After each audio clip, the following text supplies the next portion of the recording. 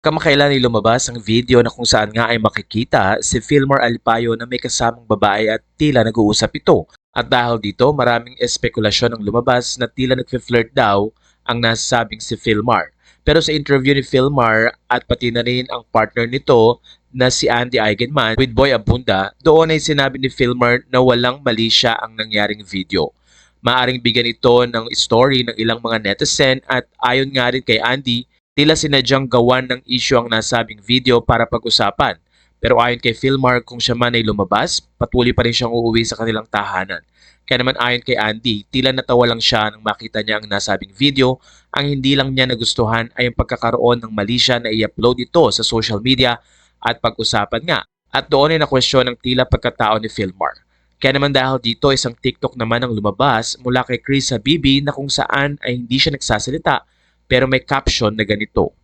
Nakakagigil sarap sabihin yung totoo. Hindi man tuwiran ang reaction na ito na para sa interview ni Andy at ni Filmar, maraming netizen ang nagsabi na sana daw ay huwag nang gumawa pa ng kung ano pang issue si Chris dahil tahimik na nga si Andy pati na rin si Filmar.